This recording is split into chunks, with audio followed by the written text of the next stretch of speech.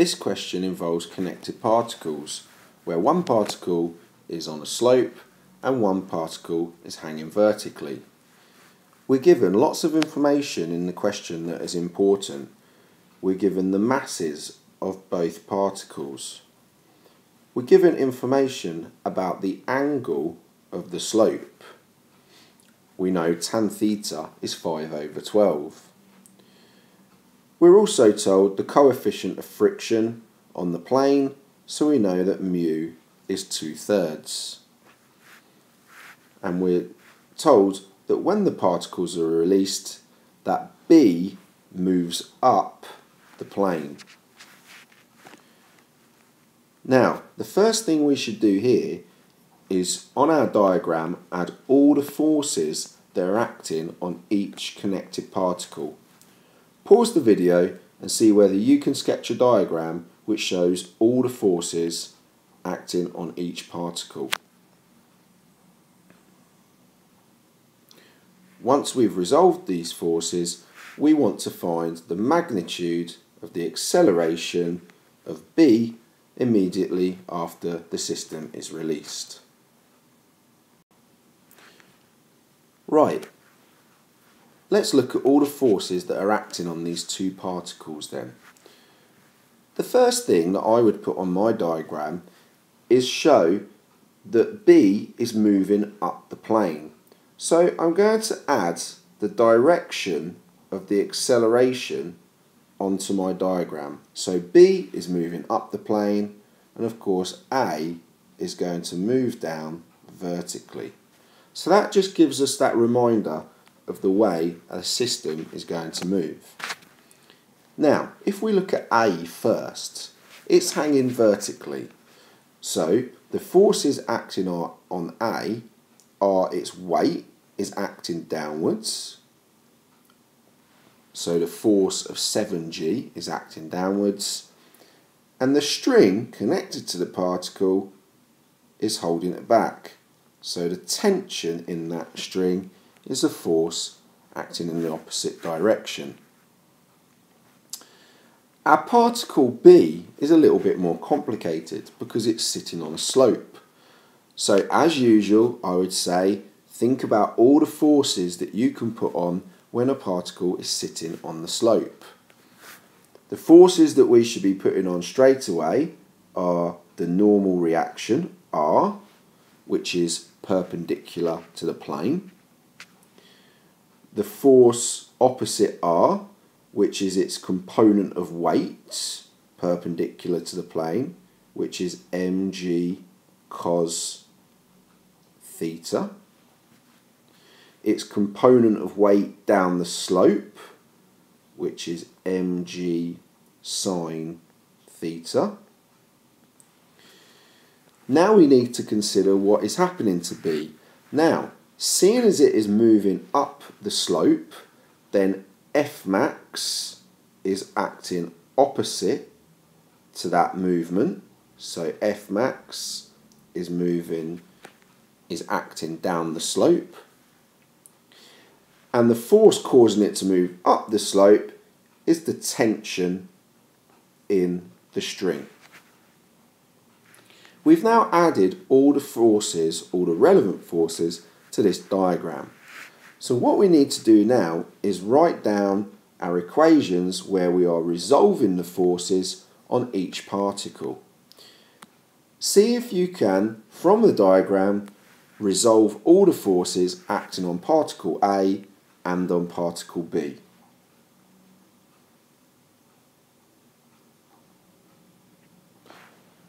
What we need to do now is resolve the forces on both of our particles, and remember that the resultant force on each particle will equal the mass times acceleration.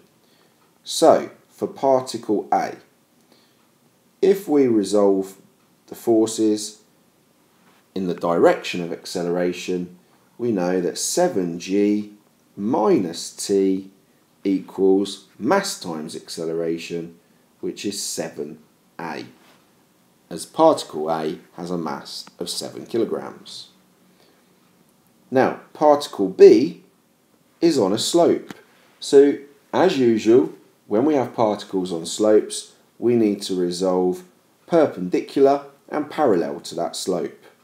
So, resolving perpendicular to the slope, we know that the normal reaction R is equal to 3g cos theta, because the mass of B is 3 kilograms. Resolving parallel to the slope,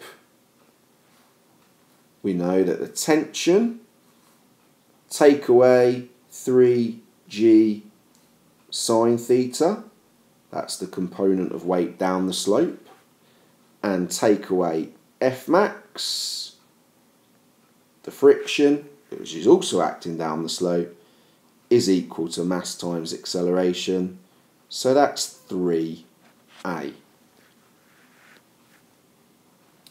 Now that we've resolved our forces, we need to think about the information that we've been told about the angle theta. Now, in the question we were told that tan of theta is 5/12. So we can work out that if we had a right angled triangle and theta was 5/12, then the opposite is 5, the adjacent is 12. From that, using Pythagoras, we can work out that the hypotenuse is 13. So, sine theta is opposite over hypotenuse, so sine theta is 5/13, and cos theta is adjacent over hypotenuse, so that's 12/13. Why not pause the video now and see whether you can put this information about the angle theta into our equations. Okay, so for particle A, we know that 7g minus t equals 7a. And for particle B, we know that t minus 3g sine theta, now we can be writing that now because we know what sine theta is, as 3g times 5/13. So that's 3g sine theta with sine theta substituted for 5/13. Minus F max. Now, we know that F max is equal to mu r. It's a little reminder, isn't it? F max equals mu r. Now, we were told what mu is in the question. It's 2/3, the coefficient of friction. And on the previous slide, we knew that r is equal to 3g cos theta. So that's 3g times 12/13. And that is equal to mass times acceleration, which for particle B is 3a.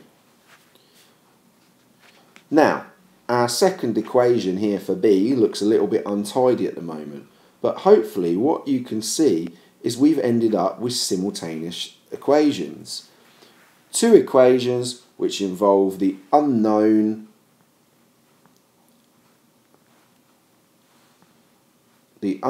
t and the unknown a.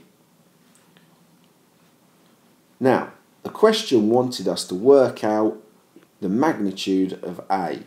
So why not pause the tape and see whether from these simultaneous equations you can work out a value for a. Right, let's see how you did. Now, if you had tidied this little bit up here in the equation, you'd have worked out that this bit together is actually equal to 3g. So we could rewrite this equation for b as t minus 3g is equal to 3a. That might make things a lot simpler before trying to solve the simultaneous equations. Okay, now I think the easiest way to solve simultaneous equations here, where we have a negative t and a positive t, is to add these equations together. So 7g minus t adds t minus 3g is equal to 7a add 3a. Now, seeing as we have a minus t and a positive t, t will be eliminated. So we end up with 7g minus 3g, which is 4g, and that is equal to 10a. So our value of a there is equal to 3.92 meters per second squared. See if you can now use this to solve part B of the question. Now, part B of the question asks us to work out the speed of B when it was moved 1 meter up the plane. Now, this is pretty straightforward SUVAT. We know A is 3.92 as we've calculated it in the previous part of the question. We know the system was released from rest, so initial velocity was 0. We know that displacement S is 1 meter, and we want to calculate the velocity after it has moved 1 meter. So we're looking to calculate V. Why not pause the video now and see whether you can decide which SUVAT formulae you're going to use and try to come up with an answer for V.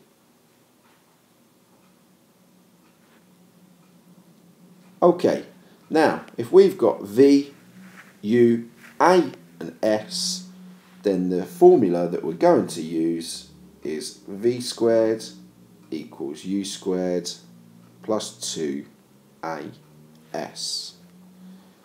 Putting the numbers that we have into that formula, we should be getting an answer of V is 2.8 meters per second.